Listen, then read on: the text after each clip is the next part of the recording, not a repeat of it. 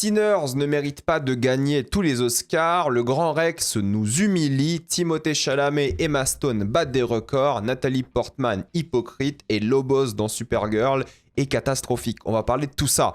Salut à tous, ici Reg, bienvenue dans les actualités cinéma, séries et jeux vidéo de la semaine. On a beaucoup de choses à évoquer, dont les Oscars. Avant de commencer cette vidéo, j'aimerais remercier le partenaire officiel de celle-ci, CyberGhostVPN et ses 38 millions d'utilisateurs et presque 5 sur 5 sur Trustpilot. Vous les connaissez, c'est le meilleur moyen de soutenir la chaîne et c'est un service utile que j'utilise tous les jours. Je vous mettrai dans la description le code épinglé, un site internet qui vous dit dans quel pays se situent les films que vous voulez regarder. Ensuite, vous changez, que ce soit Canada, États-Unis, Royaume-Uni, Suisse, Belgique, Italie, vous allez avoir la VSTFR et même la VF dans certains cas. Quelques exemples sur Netflix, vous avez déjà Prise au piège, A Big Bold Beautiful Journey et Neja 2. Sur Disney+, vous avez Tron Ares, Les 4 Fantastiques ou Lilo & Stitch. Sur Apple TV, vous avez déjà le film F1. Sur HBO Max, qu'il faut utiliser depuis l'application HBO et ça fonctionne si vous avez un compte via Canal. Connectez-vous avec sur Max. Et vous avez accès à Heated Rivalry, Smashing Machine ou encore Une bataille après l'autre. Et oui, CyberGhost propose des serveurs dédiés à chaque plateforme pour optimiser le fonctionnement. Pour les gros consommateurs de YouTube, vous avez YouTube Premium pour beaucoup moins cher. Vous prenez un pays de l'Union Européenne parce que c'est plus facile, comme la Roumanie et la Bulgarie. Il y a encore des tutos qui vous disent comment faire sans problème. Et ça marche sur plein d'autres abonnements, comme Letterboxd Patron aussi par exemple. Vous le savez, mais aujourd'hui, certains sites internet vous demandent de mettre votre carte d'identité pour y accéder et personne n'a envie de faire ça. Donc si vous voulez continuer à vous pierre le ninet en paix, utilisez un VPN. De même, quand vous regardez certains films, vous êtes cinéphile, vous voulez regarder plein de films du monde entier et parfois, il faut utiliser un VPN pour se sentir en sécurité. Vous pouvez partager un compte avec cette personne. Au total, c'est disponible sur tous vos appareils préférés et tout le monde peut le faire. En quelques clics, c'est fait, c'est facile. Vous pouvez essayer par vous-même car vous êtes satisfait ou remboursé sous 45 jours et vous avez une assistance technique en français 24h7. Utilisez le lien dans la description, le commentaire épinglé afin de vous abonner à CyberGhostVPN et bénéficier de 83% de réduction plus 4 mois gratuits.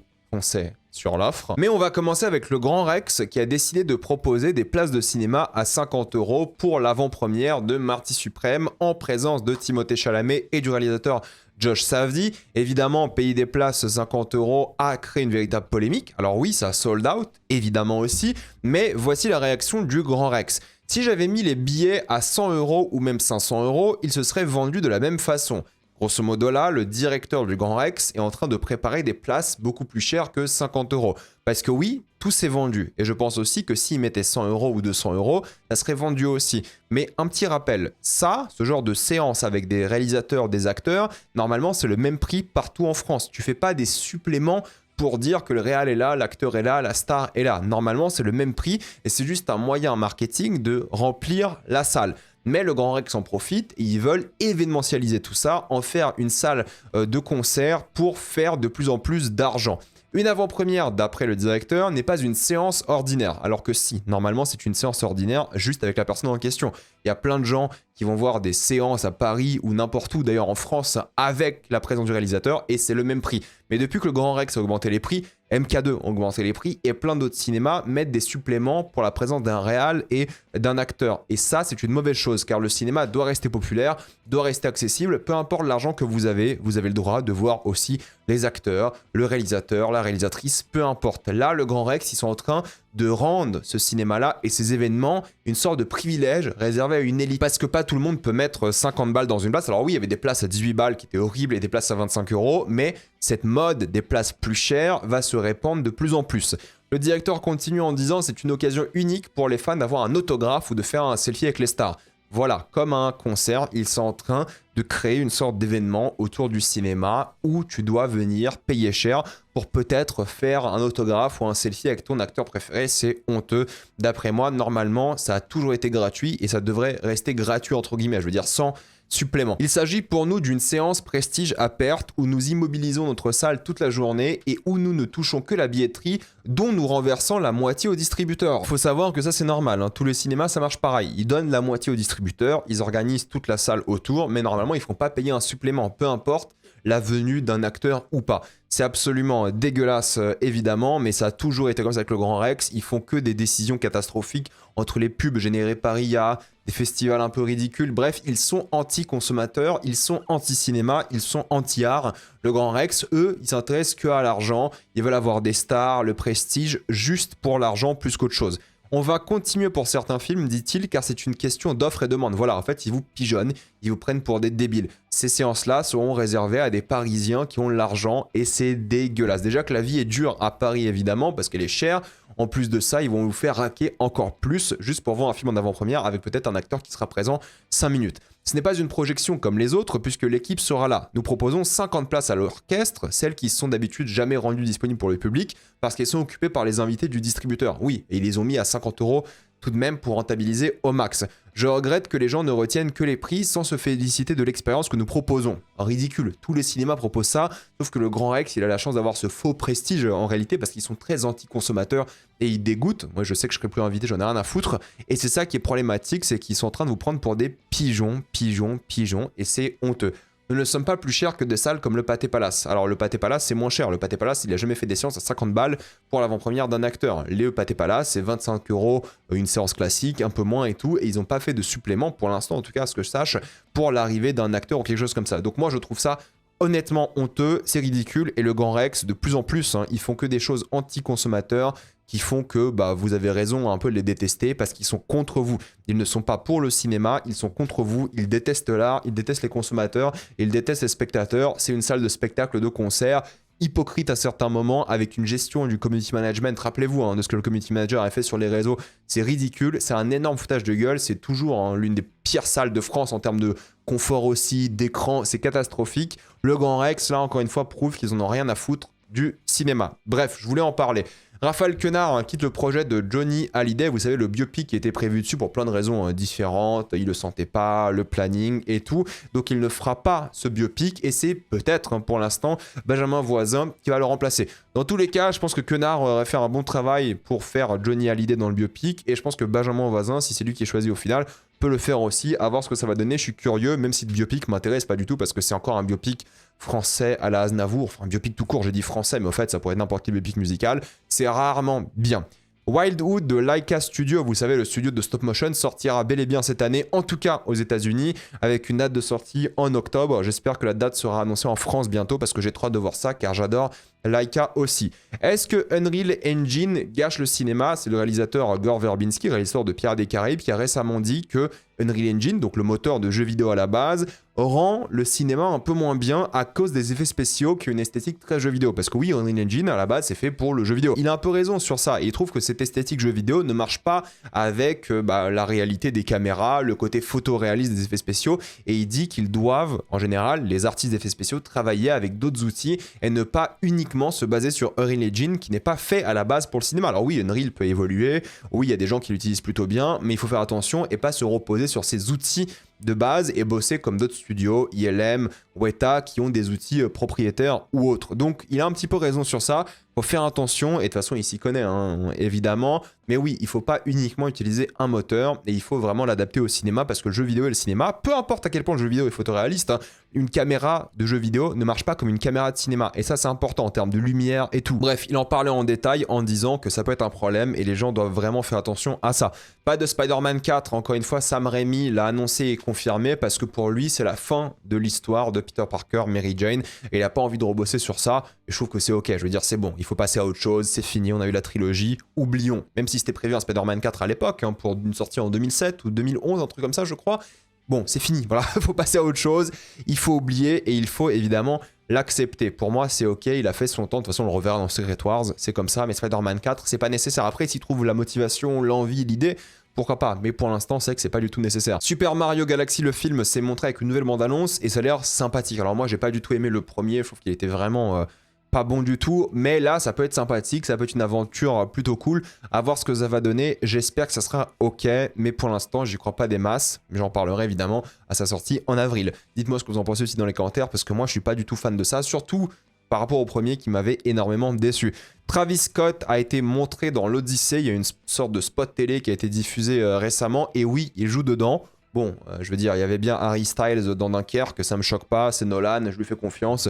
Travis Scott ou pas, ça peut le faire, ça peut pas le faire, il aura une scène, une réplique et tout. c'est pas vraiment important. Project Hail Mary, qui sortira donc en mars, a une durée de 2h45. C'est un énorme projet, mais je pense que c'est une bonne chose. Vu le livre, vu tout ce qu'ils doivent adapter, vu vraiment la taille de l'œuvre de manière générale, je pense que c'est une bonne chose que le film dure longtemps. Et avoir un film de science-fiction épique comme ça, c'est rare et ça fait plaisir. Brian De Palma prépare son prochain film qui risque d'être son dernier. On n'a pas beaucoup d'informations pour l'instant, mais évidemment, vu que c'est De Palma, j'ai hâte de voir ce que ça va donner. Toutes les catégories des Oscars ont été annoncées et j'ai envie d'en parler. Alors j'ai exclu les catégories court-métrage et documentaire parce que tout simplement je les ai pas vues. Mais voici toutes les catégories et voici mon avis d'après moi. Scénario original, nous avons nommé Blue Moon de Richard Linklater, Un simple accident à la Palme d'Or, Marty Suprême, Valeurs sentimentales et Sinners. Et là j'ai un petit doute. Je pense qu'ils vont le donner à Sinners. Sincèrement, je pense que c'est Sinners qui va gagner, mais je serais pas surpris si c'est un film comme Valeurs sentimentales qui le gagne, ou même Un simple accident, vu le conflit un peu en Iran, ce qui se passe. Pour moi, c'est possible, mais ma théorie reste Sinners pour celui-ci, et je trouve que les nommés sont plutôt logiques. Même si Sinners, sa grande force n'est pas dans le scénario, je trouve que ça fait le taf, je trouve que c'est pas honteux des films qu'on a vus pour l'instant en France. En termes de scénario adapté cette fois-ci, nous avons Bougonia, Frankenstein, Hamnet, Une bataille après l'autre et Train Dreams. Bon, Train Dreams, c'est généreux. Bougonia aussi, je pense. Hein. Je trouve pas que c'est des films qui méritent spécialement des nominations aux Oscars. Après, je comprends, Train Dreams, c'est un film sur l'Amérique et tout. Bon, il y a un truc. Mais Bougonia, je trouve que c'est ok sans plus. Frankenstein, d'après moi, va pas gagner, même si le film est très cool. Hamnet, Une bataille après l'autre, pour moi, c'est les deux films qui risquent de gagner. Je pense que Hamnet, vu que c'est un bouquin, vu qu'il a beaucoup été mis en avant par rapport à son adaptation et par rapport à quel point il était bien adapté, je pense que Hamnet risque de gagner, mais je serais pas du tout étonné si c'est Une bataille après l'autre, évidemment, pour récompenser au max Paul Thomas Anderson, qui va sûrement repartir avec 3 Oscars minimum. Donc pour moi, c'est l'un des deux, Hamnet, Une bataille après l'autre, il n'y a rien d'honteux ici. En termes d'effets spéciaux, nous avons Avatar, F1, Jurassic World Rebirth, The Lost Boss et Sinners. On sait tous que c'est Avatar qui va prendre. C'est évident, c'est normal, on va pas en parler pendant des heures. En termes de son, F1, Frankenstein, bataille après l'autre, Sinners et Sirat. Là, Sirat est intéressant parce que c'est un film qui se base beaucoup sur le son. Maintenant, F1, Frankenstein et les autres, Frankenstein pour moi c'est mort. F1, ce serait possible vu le travail sur le son. Une bataille après l'autre, oui, le travail sur le son était bon.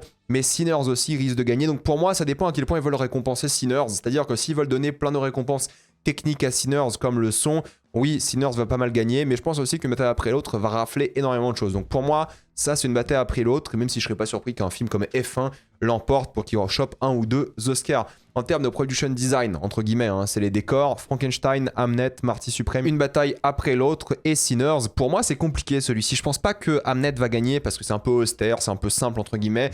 Marty Suprême, je sais que c'est une belle reconstruction et recomposition de l'époque, mais en même temps compliqué parce qu'on l'a pas vu. Une bataille après l'autre, c'est pas le truc le plus impressionnant dans le film de manière générale. Pour moi, c'est entre Sinners et Frankenstein, et je pense qu'ils vont peut-être donner celui-ci à Frankenstein, mais sinon, ça serait Sinners, et je serais pas étonné. En termes de musique, chanson originale, nous avons plein de choses, dont une que je connais pas, Dear Me de Diane Warren, nous avons Golden de K-Pop Demon Hunters, I Lied to You de Sinners, Sweet Dreams of Joy de Viva Verdi que je connais pas non plus, et Train Dreams de donc Train Dreams. Honnêtement, là c'est un peu entre guillemets compliqué parce que c'est possible que I Lied to You gagne de Sinners, vu que c'est le grand moment musical épique du film, et je pense que Ludwig Göransson risque de gagner 2 Oscars cette cérémonie, il en aura 4 du coup au total, mais Golden de K-Pop Demon Hunters est tellement un énorme phénomène que je serais pas étonné si c'est Golden qui gagne. Donc pour moi c'est entre Sinners et K-Pop ici. Nous avons musique, donc composition originale, Bougonia, là je suis très étonné, je pense pas que la musique est incroyable. Frankenstein, Alexandre Desplat, je pense pas que la musique est incroyable non plus. Hamnet de Max Richter, là je comprends un peu plus. Une bataille après l'autre de Johnny Greenwood, ok, et Sinners de Ludwig Göransson. Je sais pas s'ils vont redonner un Oscar ou 2 même à Ludwig Göransson, il y en a déjà 2 pour, vous savez, Black Panther, Oppenheimer. Alors ce serait mérité parce que la BO de Sinners est très très bien pour le coup, mais je pense qu'ils vont aussi le donner à une bataille après l'autre parce que Johnny Greenwood était déjà nommé avant pour des films de PTA, Radiohead, tout ça. Donc il y a moyen que ce soit Johnny Greenwood ou Ludwig Göransson, mais pour moi c'est entre ces deux-là, je vois pas Max Richter gagner ou les autres. Et je pense qu'ils vont le donner à Sinners vu l'impact musical de l'œuvre, mais Johnny Greenwood pour une bataille après l'autre ne serait pas du tout surprenant d'après moi. Nous avons donc Make-up and Hairstyling, maquillage et coiffure, Frankenstein, Kokuo, qui est le film japonais qui parle justement de ça, hein, de l'art, du théâtre et des choses comme ça, Sinners, Smashing Machine et Ugly Stepsister. C'est cool que Ugly Stepsister soit nommé, c'est très sympathique. Moi je pense qu'ils vont le donner à Frankenstein ou Sinners, celui-ci, avec une préférence pour Frankenstein en termes de prédiction et à titre personnel, parce que voilà, tout est basé sur le costume, les coiffures et tout. Donc pour moi c'est Frankenstein, je pense pas qu'ils vont le donner à Sinners. Nous avons film international, hein, donc avec L'Agent Secret, Un Simple Accident, Valeurs Sentimentales, Sirat et La Voix de Hin Rajab. Alors c'est cool pour La Voix de Hin Rajab d'être nommé vu l'importance du film, mais je pense qu'ils vont le donner assez simplement à L'Agent Secret parce que c'est le film qui a le plus de buzz, c'est un film qui mérite aussi, pour moi c'est le meilleur film des 4 aussi d'ailleurs, mais encore une fois, vu ce qui se passe en Iran, peut-être Un Simple Accident, on sait pas, tout va dépendre du marketing des différentes boîtes, hein, comme Néon qui s'occupe d'Un Simple Accident qui a gagné la Palme d'Or, parce que la Palme d'Or c'est pas rien tout de même, mais je pense que c'est L'Agent Secret qui va gagner ici. Mais Valeurs Sentimentales n'est pas sous-estimé non plus. En montage de film, F1, Marty Suprême, une bataille après l'autre, Sinners et Valeurs Sentimentales. F1, c'est un peu extravagant en termes de montage, donc il y a moyen qu'ils le prennent pour ça, mais moi je pense qu'ils vont le donner quand même à une bataille après l'autre, plus que Sinners, donc oui, ça pour moi c'est pour une bataille. Nous avons réalisation, donc Chloé Zhao pour Hamnet, Josh Shavdi pour Marty Suprême, une bataille après l'autre, Paul Thomas Anderson, Joachim Trier pour Valeurs Sentimentales et Ryan Coogler pour Sinners. Écoutez, je trouve que toutes les nominations sont méritées ici, mais c'est PTA qui va prendre pour une bataille après l'autre. C'est son grand film, le plus accessible, le plus marquant, le plus grand et tout, et il y a le gros marketing derrière. Il va enfin gagner ses nombreux Oscars, Paul Thomas Anderson, cette année, avec meilleur scénario, c'est possible, meilleur réal et meilleur film, on en parle dans quelques secondes, mais pour moi c'est PTA qui prend ici sans aucune hésitation. Je serais surpris si c'est pas Paul Thomas Anderson. En termes de costumes, on a alors là Avatar, incompréhensible. Alors oui, les costumes d'Avatar sont bien en soi, mais alors incompréhensible cette nomination pour Avatar, même si j'aime beaucoup Avatar, vous le savez. Frankenstein, Hamnet, Marty Suprême et Sinners. Encore une fois compliqué parce que Frankenstein, tout est basé sur les costumes aussi. Donc je pense que Frankenstein va prendre maquillage, coiffure et costume. Donc ça fait 2 Oscars pour Frankenstein. Mais Sinners peut gagner aussi, d'après moi, à voir ce que ça va donner. En termes de photographie, donc en anglais c'est cinématographie, nous avons Frankenstein, Marty Suprême, une bataille après l'autre, Sinners et Train Dreams. Train Dreams joue beaucoup sur la photo, mais je pense qu'il va pas gagner. Frankenstein, il a une belle photo aussi, mais il va pas gagner. Pour moi, c'est entre une bataille après l'autre et Sinners, encore une fois. Je pense qu'ils vont le donner à une bataille après l'autre. Je pense, même si Sinners a une belle photo, je pense qu'ils vont donner beaucoup à une bataille après l'autre et ce sera le grand gagnant de la cérémonie et je pense que ça prend aussi et ça serait mérité, meilleure photo, à voir ce que ça va donner. En termes de casting, alors casting c'est une nouvelle récompense, donc une nouvelle catégorie pour les Oscars qui a été intégrée cette année, c'est la première année que ça arrive et ça va récompenser donc les directeurs de casting avec Hamnet, Marty Suprême, une bataille après l'autre, L'Agent Secret et Sinners. Là c'est compliqué parce qu'on ne sait pas trop ce que ça veut dire cette récompense pour l'instant, on ne sait pas comment ça va être voté. Alors oui, il y a d'autres récompenses comme les syndicats genre SAG et tout qui ont des récompenses de casting, donc c'est rien de nouveau d'avoir une récompense de casting à ce genre de cérémonie, mais comment ils vont faire pour les Oscars pour donner la récompense, je ne sais pas. Pour moi, encore une fois, c'est entre une bataille après l'autre vu le casting et Sinners. Sinners, c'est peut-être un moins gros casting entre guillemets, mais avec plus de figurants, peut-être plus marquant en termes de gestion du casting et tout. Je sais pas, mais moi je vois bien encore une fois Sinners et une bataille après l'autre se battre dessus. Et ça serait pas étonnant que l'un des deux gagne, à voir ce que va faire l'Académie des Oscars. En termes de meilleurs films d'animation, nous avons Arco, Elio, K-Pop Demon Hunters, Little Amélie, du coup Amélie et la métaphysique des tubes, et Zootopie 2. Bon, les deux films Disney Pixar, on les élimine, Elio et Zootopie. Amélie, il n'y a pas assez de buzz, malheureusement, aux États-Unis. Arco, il y aura un peu de buzz parce qu'il sort aux États-Unis bientôt et tout. Donc il y aura un petit peu de buzz. Et K-Pop Demon Hunters, c'est le phénomène mondial. Donc c'est K-Pop qui va prendre, juste pour la popularité. C'est cool qu'il y ait 2 films français qui soient nommés dans la catégorie. C'est vraiment une très bonne chose. Maintenant, la réalité est que le phénomène K-Pop est tellement grand. C'est tellement vu par les enfants des gens de l'académie que c'est K-Pop qui va prendre, mais sans aucune hésitation. Je serais très surpris si c'est Arco qui gagne, mais pour moi c'est K-Pop ou Arco, et ça sera K-Pop. Sauf si vraiment il y a un énorme boost de l'académie pour Arco et tout, mais sinon c'est K-Pop. Meilleure actrice dans un rôle secondaire, Elle Fanning, valeur sentimentale, Inga Hildsdotter Lilleas pour valeur sentimentale. Ça c'est une belle nomination, je m'y attendais pas. Weapons, c'est Amy Madigan qui a été nommée donc pour Tante Gladys. Wumni Mosaku pour Sinners et Teyana Taylor qui va prendre, d'après moi, pour une bataille après l'autre. Il y a quasiment peu de doute là-dessus et ça me semble assez mérité. Il y a un storytelling par rapport à Teyana Taylor et tout, donc ça serait pas du tout étonnant. En termes d'actrice dans un rôle principal, Jessie Buckley pour Hamnet, Rose Byrne pour If I Had Legs I'd Kick You, Kate Hudson pour Sang Sung-woo. C'est très étonnant. Le fake film qui est nommé ici, Kate Hudson va jamais gagner de la vie c'est impossible. Renate Reinsve pour Valeur Sentimentale et Emma Stone pour Bougonia. Pour moi, c'est évidemment Jessie Buckley qui gagne pour Hamnet et ça serait mérité. Ensuite, nous avons acteur dans un rôle secondaire avec Benicio del Toro qui est nommé. Je suis un peu étonné pour celui-ci, je m'attendais pas à une nomination pour une mettre après l'autre. Jacob Elordi qui est nommé pour Frankenstein, je trouve que c'est une belle nomination, je m'y attendais pas, mais c'est mérité. Delroy Lindo qui est nommé pour Sinners, je trouve que c'est pas mal aussi. Sean Penn pour mettre après l'autre et Stellan Skarsgård pour Valeur Sentimentale, sa première nomination en 55 ans de carrière. Alors là, pour moi, c'est la catégorie la plus compliquée parce que je vois bien Benicio l'emporter, je vois bien Delroy l'emporter pour le récompenser pour sa carrière aussi. Je vois bien Sean Penn gagner parce qu'il a été marquant. Et je vois bien surtout Stellan. Moi, je pense que c'est Stellan qui va prendre au final. Mais honnêtement, mis à part Jacob que je ne vois pas gagner, tout le monde peut prendre cette catégorie, quoi. Mais je vois bien Stellan gagner. Alors tout dépend parce que d'ici là, on aura plus d'informations vu qu'il y aura plein de récompenses entre-temps. On aura une meilleure, on va dire, feuille de route. Mais Stellan, ça serait pour moi beau, mérité. Et ça serait logique. Mais c'est une catégorie, d'après moi, très compliquée. Et une surprise est tout à fait possible. Acteur dans un rôle principal, Timothée Chalamet, DiCaprio, Ethan Hawke dans Blue Moon, ça, Michael B. Jordan dans Sinners et Wagner Moura dans L'Agent Secret. Alors, c'est Timothée Chalamet qui va prendre, d'après beaucoup de prédictions, d'après beaucoup de gens, pour Marty Suprême. Je pense que DiCaprio, il est bon et il mérite une nomination. J'ai pas vu le film avec Ethan Hawke, Blue Moon, et Michael B. Jordan nommé pour Sinners. Pour moi, c'est pas mérité. Il y a tellement d'acteurs qui auraient mérité à sa place. Bon, il est bon dans Sinners, mais jamais une récompense et jamais une nomination à Oscar, ça c'est sûr. C'est pour moi pas mérité. C'est cool pour lui, hein, mais pas mérité. Il mérite pas du tout d'être là pour le coup. Et je pense que c'est la seule grosse nomination de Sinners qui n'est pas méritée. Je veux dire, les autres nominations techniques et tout, pourquoi pas. Mais celle-ci pour Sinners, c'est pour moi la nomination où je me dis, ok. Bon, pas mérité du tout, même si j'aime bien Michael B. Jordan, il fait bien le taf dans Sinners, et j'aime bien Sinners encore une fois, mais je trouve que celle-ci est pas méritée. Et moi, je pense que c'est Wagner Moura qui devrait prendre, encore une fois, on n'a pas vu Marty Suprême, il n'est pas sorti en France, donc je peux pas vous dire, mais j'aimerais bien que ce soit Wagner Moura, mais peut-être je vais changer d'avis quand je verrai Marty Suprême et Timothée Chalamet, mais d'après les prédictions, d'après genre Polymarket, c'est Timothée Chalamet qui va l'emporter, on verra bien, j'ai hâte de voir Marty Suprême, évidemment. Alors en catégorie meilleur film, nous avons Bougonia. Ok, d'accord, je trouve que c'est un peu faible comme film, mais pourquoi pas. F1, pas du tout mérité. F1 ne méritait pas du tout d'être là. Frankenstein, je comprends. Hamnet, je comprends. Marty Suprême, je ne l'ai pas vu, mais j'imagine que c'est bien. Une bataille après l'autre, je comprends. Et c'est d'après moi une bataille après l'autre qui va l'emporter. L'Agent Secret, c'est mérité, c'est un super film. Nous avons aussi Valeur Sentimentale, Sinners et Train Dreams. Train Dreams, bon, c'est un film sur l'Amérique. Je comprends pourquoi les Oscars veulent un peu donner quelques nominations.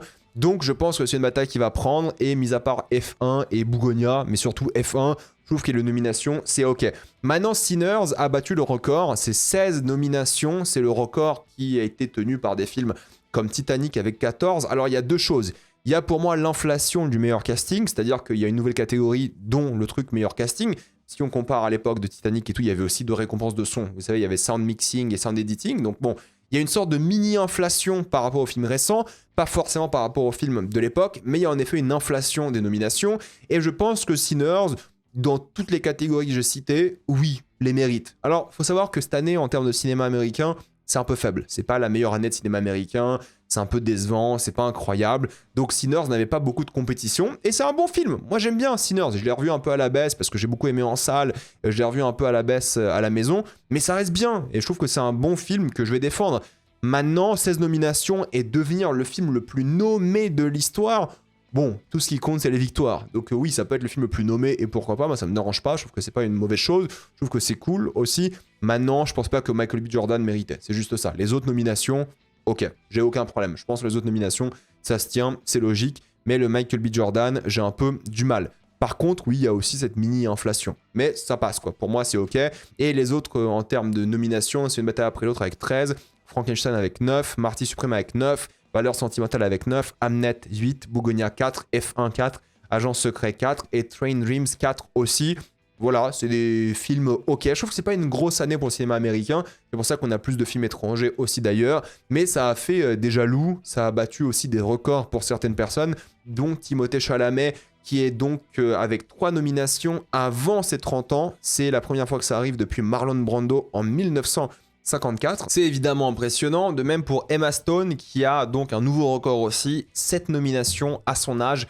37 ans, c'est un truc de fou. Et il y a aussi pas mal d'absents concernant donc les Oscars. Wicked 2 est absent. Logique, aucune nomination parce que c'était pas bien. Mais plein d'autres films comme No Other Choice, Park Chan-wook. Je pense que c'est lié au fait que Park Chan-wook s'est fait virer du syndicat des scénaristes parce qu'il l'a écrit pendant la grève. Donc peut-être il voulait pas l'Académie récompensée par Chan-wook. Le Testament d'An Lee n'a pas été aussi nommé alors que c'était très attendu en tant que film à nomination. Mission Impossible et Knives Out sont des gros films qui n'ont pas été nommés. Nathalie Portman a critiqué le manque de femmes réalisatrices. Alors moi j'aime beaucoup Nathalie Portman, il n'y a aucun problème, je l'adore, je trouve qu'elle est géniale, elle est engagée, j'aime beaucoup. Cependant, Nathalie Portman, quand elle critique le manque de femmes réalisatrices, il faudrait qu'elle bosse avec des femmes réalisatrices. Il y a un moment, c'est bon, on a compris, et c'est possible. Je veux dire, Nicole Kidman, elle a créé une boîte de production pour littéralement bosser avec des femmes réalisatrices. Elle a bossé en moins de 10 ans avec, je crois, 25 femmes réales. Rendez-vous compte de ça, Nicole Kidman, elle fait que ça, elle fait que bosser avec des femmes réalisatrices constamment. Nathalie Portman, j'imagine, pourrait faire la même chose. Elle pourrait faire une boîte de prod et engager des femmes.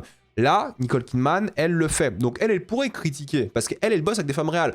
Nathalie Portman, moi je trouve ça un peu hypocrite de dire à chaque fois depuis des années « Ah bah écoutez, il n'y a pas assez de femmes réelles », mais ne jamais ou quasiment jamais bosser avec des femmes réelles. C'est un peu dommage. Et encore, Nicole Kidman, elle est très loin du compte, parce qu'elle a bossé majoritairement avec des hommes aussi, hein, largement. Je crois que 75% de sa carrière à Kidman, c'est des hommes. Mais Nathalie Portman, je crois que c'est même pas 10% de sa carrière avec des femmes, là où Kidman a un peu compensé, quoi. Mais bon, donc moi je trouve ça un peu hypocrite. J'adore Nathalie Portman. Elle a raison sur le sujet-là, elle a raison qu'il n'y ait pas assez de femmes et tout, je la soutiens. Mais il y a un moment, bah, mets des femmes aussi en avant, joue avec des femmes. Si c'était Nicole Kidman qui disait ça, je serais ok, bah oui, bah elle fait un effort, elle travaille. Je trouve pas ça hypocrite. Là, j'avoue que je trouve ça un peu hypocrite. Olivier Lax, qui est donc le réalisateur de Sirat, a aussi dit n'importe quoi. Il a dit si les Brésiliens soumettaient une chaussure aux Oscars, elle serait nommée. Bon, lui, depuis ses commentaires sur Auschwitz, sur son film et maintenant sur les Brésiliens, ouais, il est un peu ridicule et un peu bizarre, mais c'est comme ça. Donc voilà, c'était un peu mon avis sur les Oscars. Sinon, j'ai envie de parler un petit peu d'Amazon avec pas mal d'annonces. Riz Ahmed joue dans une série télé où il doit auditionner pour jouer James Bond. Alors, j'ai deux choses à dire. Premièrement, j'aime beaucoup Riz Ahmed et il devrait vraiment jouer James Bond. En tout cas, il devrait être dans la course, il devrait faire des auditions et tout, discuter pour être James Bond, parce que je pense qu'il serait un très bon James Bond. Là, il joue dans une série où c'est un événement un peu de fiction, où il essaie de peut-être devenir James Bond, sa famille, ses réactions et tout. Ça a l'air sympathique, alors c'est un peu shooté comme une pub, il y a eu une sorte de bande-annonce par rapport à ça, mais en tout cas, ça a l'air sympathique comme série plus qu'autre chose. Ce qui me dérange par contre, c'est la pub pour Amazon, quoi. Il faut une série Amazon pour une licence Amazon. C'est un peu bizarre, c'est un peu cynique. Bon, c'est comme ça, mais j'espère juste que Riz Ahmed sera en discussion pour peut-être jouer James Bond. Pas sûr qu'Amazon soit suffisamment woke, et c'est peut-être pour ça qu'ils lui ont donné cette série, mais je trouve ça un peu dommage parce qu'il mériterait au moins d'être dans la course. Nous avons aussi la bande-annonce de Masters of the Universe, et ça a l'air dégueulasse. Encore une fois, un gros blockbuster bien laid, immonde, avec des effets spéciaux discutables, une histoire qui a l'air pas bien du tout. Bref, ça donne pas du tout envie, je sais même pas si j'irai voir ça, mais pour ceux qui aiment bien Masters of the Universe, vous avez la bande-annonce qui est disponible.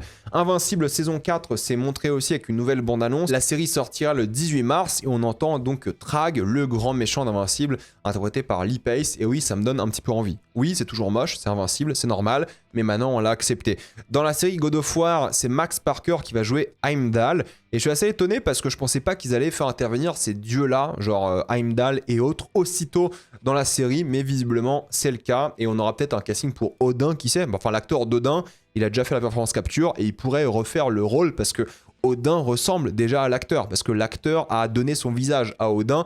En tout cas, bref, on verra pour le casting, mais je suis assez étonné qu'ils prennent des personnages de Ragnarok aussitôt dans l'intrigue de la série Amazon. Nous avons une date de sortie pour Beekeeper 2, ça sortira en janvier 2027 pour les fans de Beekeeper. Et il faut savoir que la saison 2 de Fallout cartonne, c'est la 6e série la plus regardée d'Amazon. Alors oui, il y a zéro marketing, zéro promo, mais visiblement, ça marche bien, et j'en parlerai en critique la semaine prochaine, parce que c'est à ce moment-là que la saison s'achèvera.